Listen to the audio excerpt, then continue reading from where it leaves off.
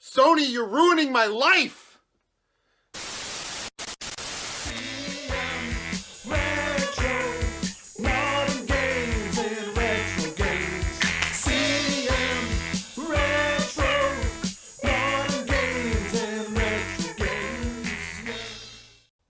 Okay, I've calmed down, I've taken my chill pill, but this PlayStation Classic thing has got me fired up.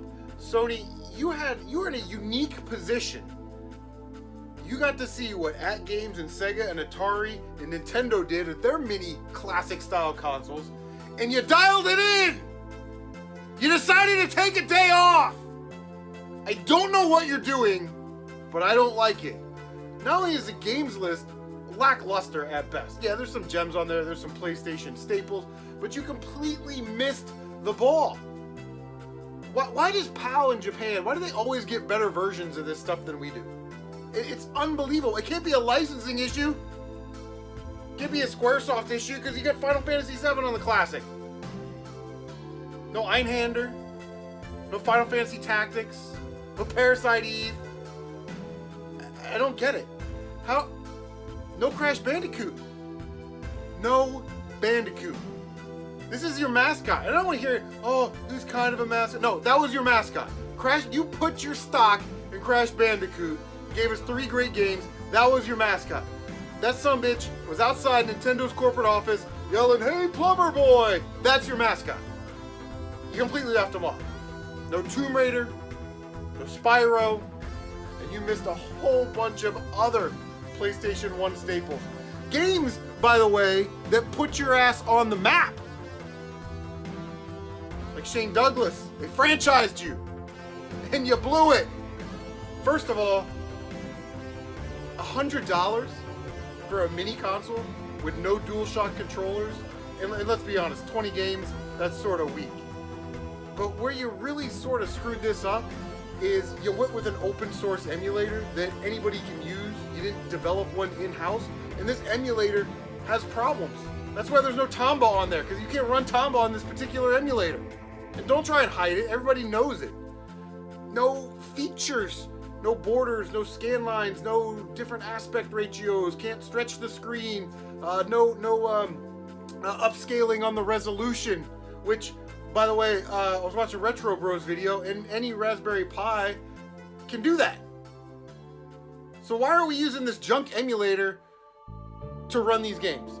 I don't understand. And honestly, I'm not even mad about the games. There's some good games on there. Everybody's got their own opinion, and you leave this off, put this on, whatever. And we're gonna do that today. That's what we're here to do. We're here to fix Sony's games lineup. Destruction Derby, Cool Borders, Battle Arena Toshinden. What I don't get is you're gonna pack in, you're gonna charge people $100, you're not getting any features, you're running a crap emulator, you're not giving us DualShock controllers, but then you're gonna say, well, this is for people that had the original PlayStation. Then why are you putting later release games on the thing? Why are you putting later release games on there? Just stick with the launch lineup, like Wipeout. Unreal. I love you, Sony, but you're making my life very difficult right now. I don't even know what to do. I don't even know what to do. I don't know what to say. This is obviously not worth buying. I don't know who's gonna buy this. Obviously this is a cash grab, because this whirlwind came out real quick. Here's our 5 games. All of a sudden the game's launched. Oh, we're gonna have a release for Christmas. It's absolute garbage, and it doesn't come with a micro USB power cable or something. Like, what are you doing? What are you doing? You crushed it on the PlayStation 1, you crushed it on the PlayStation 2. PlayStation 3 was a good console, even though it probably lost that console generation. PlayStation 4 is clean in house. You don't even need to do this. You don't even need to make a classic console until you're ready to make a classic console. Until you're ready to put out a superior product. I don't know. I don't know what to say other than, let's talk about some games. Because that's what we're here for. We play games.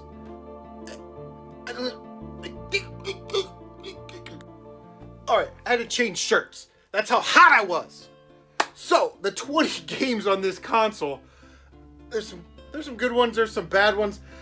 I have no problem with some of these games. Let's get through the games that I'm okay with. I'm okay with putting on that console. These are PlayStation 1 classics that should be on that console. Two that I don't have. The first one is Tekken 3. When I selected games for this, by the way, I tried to pick 2 from each of the major genres, at least 2 games from the major genres, and then whatever was left over, I kind of hodgepodge, right? Like potluck, some of my favorite games that if I were building a PlayStation Classic, I think other people would enjoy.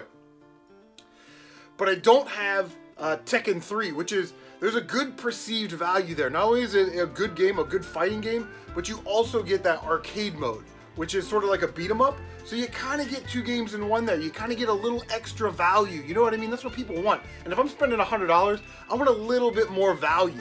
The other game is Intelligent Cube, which is a hard to find physical release, PlayStation game. It's an awesome puzzle game. It's sort of a grid-based strategy type puzzle game. It's very, very difficult. It doesn't appeal to everybody, but I think it's deserving to be on there. Just sort of its rarity, its sort of novelty. And again, for this list, we're sticking to the PlayStation 20. I don't know why they decided on 20 and not 25 or 30. Again, value. If you're asking me to pay $100 for a console, I want value there. You know what I mean? Like the Super Nintendo Mini was 80 bucks, came with 2 controllers, got Earthbound, unreleased Star Fox, all that stuff. So for my list, let's just go with licensing isn't an issue, storage space isn't an issue, compatibility with this junk emulator isn't an issue. We're just gonna pick the games that I want on there. All right, so I already said Tekken 3 and Intelligent Cube, those were 2. You gotta have this game on there. Metal Gear Solid.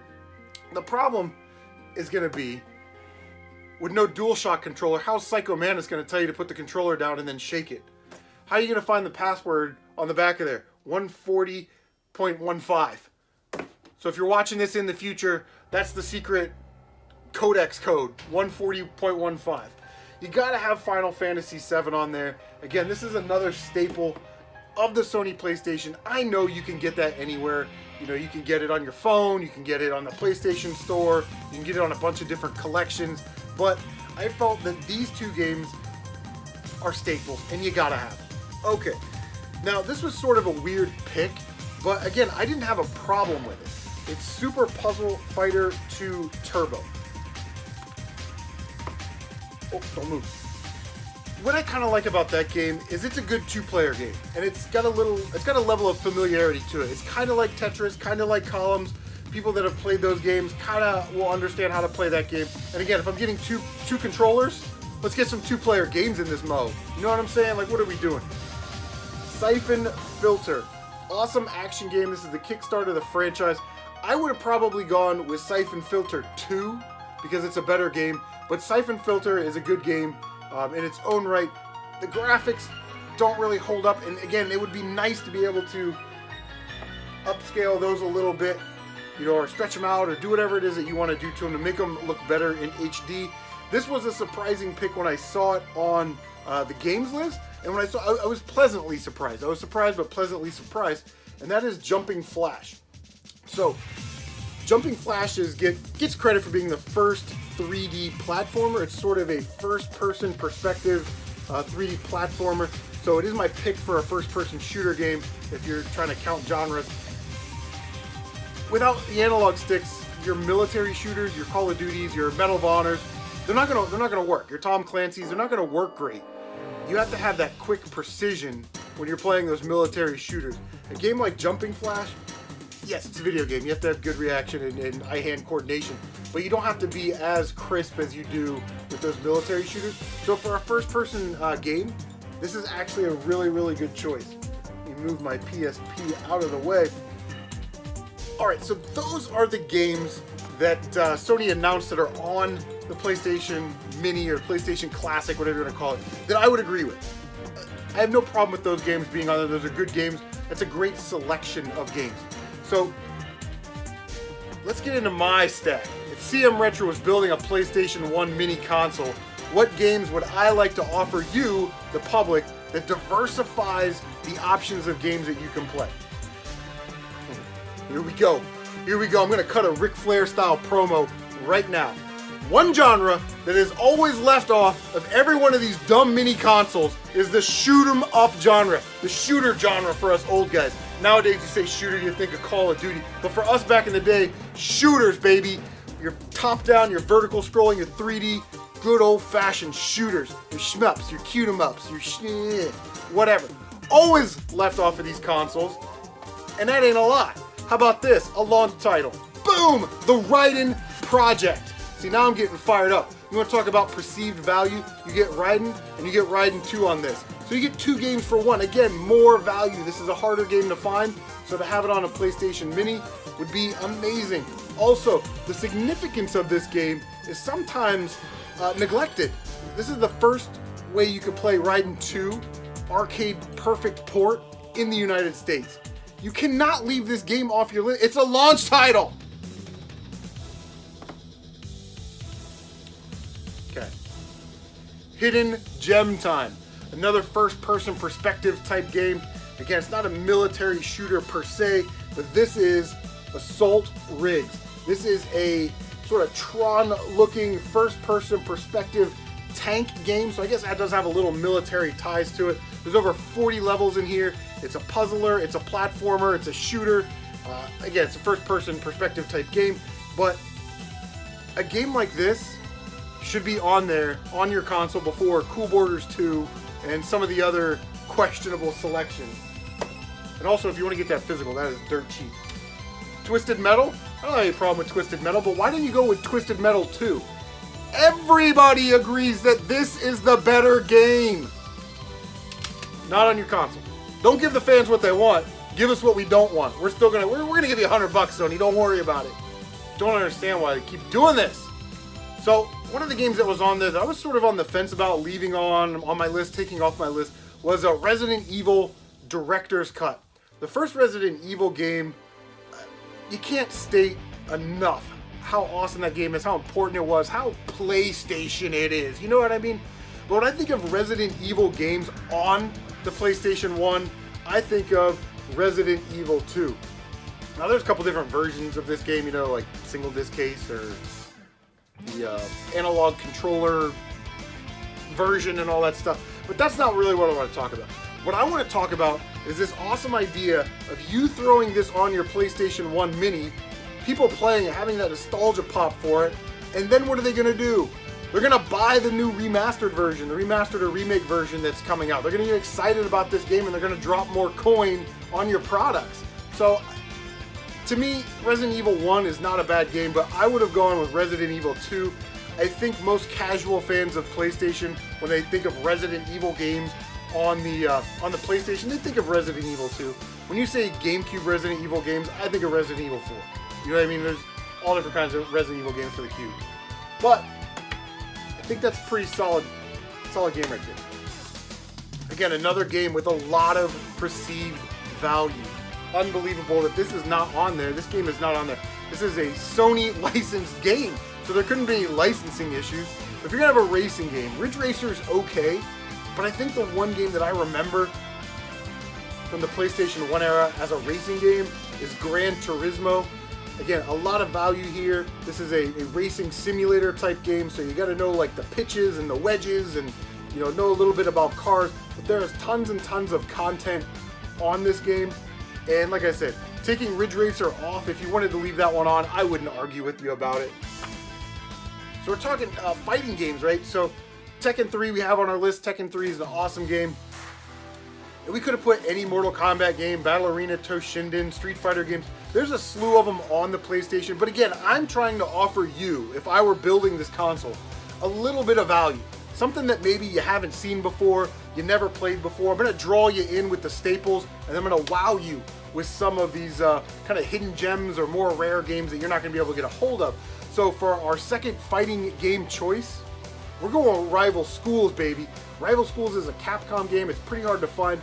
There's a lot of perceived value here, okay?